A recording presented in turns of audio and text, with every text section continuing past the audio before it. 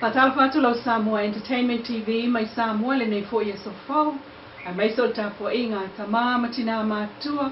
Te lava maua mai ai tato fasalonga le nei tulapo Amerika, New Zealand, Australia, Tutuila, Samoa nei, malo le soifua au sinai fafu. O se e toi nei whaamsinonga o tala lei paunga, ina ia whaawa wailoa. Ona tawulu manga i le ala o mea ina ua le talia lana talo sanga e sui le whaamsino o le whaamsinonga mawalunga e saufa ia lana mata upu. O le fionga Justin ni a wā mata tua tangaloa, lea olo avea ma whaamsino o mata upu lea, ma atofa ai le whaasolonga ai i le tāpenanga mai mōli maua leo leo. O molianga leo leo whaasanga ia tala lei paunga e au fiailo na awa i tau pulpulenga e whaao o le maliu i se tangata. O le li ilean au mai whaapango tā mai au se talia e tali o na molianga peitai e to o lua i sita maa na a fia i lea tau pulpulenga le mai whaioso sione mamalele a tofu paulo o lo o tuli o la whaastalanga o le tamaita i loia ia Josephine Fuimono o tula i mo paunga. E nisi o tala o whaanga solo il fontela le whakasa le ka le sia whaapotoa Kirsiano Samoa i Mālua i le vai o sa nei ma le vai o sa fau. Ua toe mana tuai le taimi na laina maua wa ia tuai le vasenga o whaafia ngainga le ka le sia. Ai ona ta ita il whaamsinonga whaaitu malo i mulinu. Ina ua tau mawhai ai le whainga malo o talua i awa la tau la fonga. Pei tai o stulanga o whaaftai ai el tai fono le fas o se matai tau tua le ka le sia. Le fiongan minista ia la au le mali e tua pola tai vao le watea Fosi Schmidt le tua. Ua mawhai o na toe whaasa o le nasa sete le ua mawai atu. Sa nola au li le toe fia mana tua na tai au na tu la iai ta ita le whakasa il whaamsinonga. Ia wale siliane le tua na ilo le tupe. Whapia ele ai se sao le ka le sia le tunu utalu le tu la fono se na whai.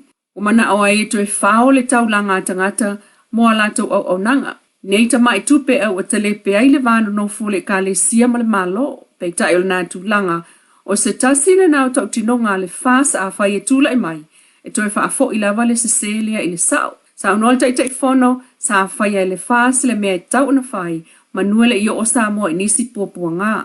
Ua wha sao awa o se sese i wha manatu tūpulanga awane i tofo seisi i le mea lea po o whia lava e lafo ai le au nanga awane i fisilingi e seisi. Tal tonu la auli, e tupu mea avea, le vala mua lava lea na tonga fiti, i le tula i mai, o le fas, o le mta upu lea na ave iai le wha mua. Sa iai le autasinga, e te tau o na toe osi le vāma le atua. Le wha awawai lava o na la watu povi fasi, pusa fua mua, pusa sosisim povi maasima, mo wha lave o ainga ai o wha oso au malanga i Amerika Samoa mai Samoa nei. I tala turi lo le feosiosia i ngā Samoa na lua ai maise o le whaatoa umane ai o le la fono whaaltau sanga le atua o Samoa. Sauno ai le minister o whaatoa ngamwhai ngā whaiva, la auri al mali e toa le polkalame le soal pule.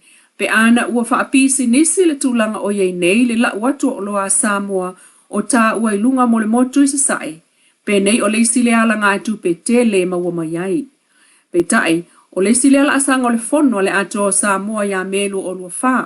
O amata on tapena i tūlanga whaapisinisi, o se vaenga o le lato fontanga, ma le whaaton sili o whaatoanga Amerika Samoa le fionga solia mūtini, ma CEO e toa lua, ma official FDA, Food Drugs Administration Amerika, whaatusa ele tele o nā o loa o lo avatu, mo whaaosto ma whaalawelawe o ainga i tutuila, pe o le tolu povi le vaiaso, se fulu povi le masina, se fulu tala Amerika le pauna povi lo na winga, e le lalo ifo o le tolu se la wafe tala le masina. Se fululua masina ua o atu le tolu le 5 miliona tala o iei nei. Ai le i o ina whaapisi nisi. Sa unol minista, pe o ina whaapisi nisi le batua e o ia o loa i Amerika Samoa e sili atu se tupe maua mai ai. Mai e tatau na tā pena a wane i motu sia le maketi mo Amerika Samoa i le taimi e o ai le la asanga o le whaatau whaapisi nisi e le tatau na whaatamala. Mai le mtanga luenga o leo, e ui ina e maua lava le tangata e ana ta vale o soli tu la fono i le ingoa o lo adwaili ta vale, pei tai, ua whalawa i tele mai lava i leo lana apuapuai, i le ave ta vale o le van lanu mea mata lai sene tasi valu o fitu. O tauli mai nai nei e leo mo li mau o lo whaaso e sa i le taulanga, ua tawai nei loa na e utangia mai le whautuanga, tautua nā le saunga le mua tangata lautele, ai o oefo ia, ma isi tangata o ilunga o le awala. O le amata amale whaatamala, e lamati a isi tangata, ma ono tupuaini whaalawalawe whaafosei, ia ave whautauta, usita ia tulafono le awala, ma ia isi tangata ilunga o le awala. O le ngā nunue whaatasi o lo talo tuai pea leo leo, mo se Samoa saunga le mu. O tawhia i nei leo leo ma mo lia le ali ile sa tau sa ilia, ia to ese tuwanga, ele ngata ilea sa whaatino fo inga luenga o tau sa ilia o le ali, ma mabua mai ai isi ali e to alima, mai o tawhia nei mo lianga so tai fuala au whaasa. O le to awhao ali ia o tawhia mo le asolua fito me, e vala awaia la to whaamsinonga.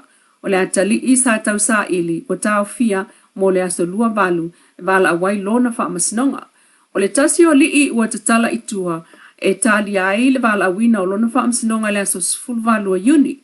E moli ai whaaftai en whaamalo i le atunu lautele, mai le mta ngā luenga o leo leo, i lau tau lango, i le ngā luenga so tau au, mo se Samoa saunga le mu.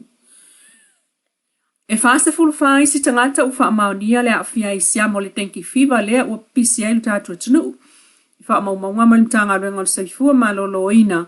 E o mai nei wa atu le toru se lau wha lua tangata awhia le tenki, talu mai Novema lua o lua tolu. E ui o le silia le whaase fulu tangata fo ua pisia, ai le ai lava se isi ua whaamawina le maliu. O le tele o tangata ua pisia, e la lo le sifulu tau sanga male silia le ono sifulu le matua. Mai tawina foi, o no fuanga tumu i vaenga o pia ma matu i sifa upolu, lea o lo opa u ia i le tele o tangata awhia le siama.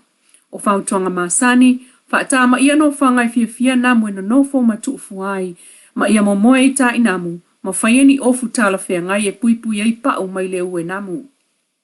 Ua talo sangai nai nei el pulenga o le kolisia sa nele i moa le fsosoni, o tamama teine sa o ngai, mo le whaasau ina mai lea o le whale Samoa, whale a onga ai o le malai.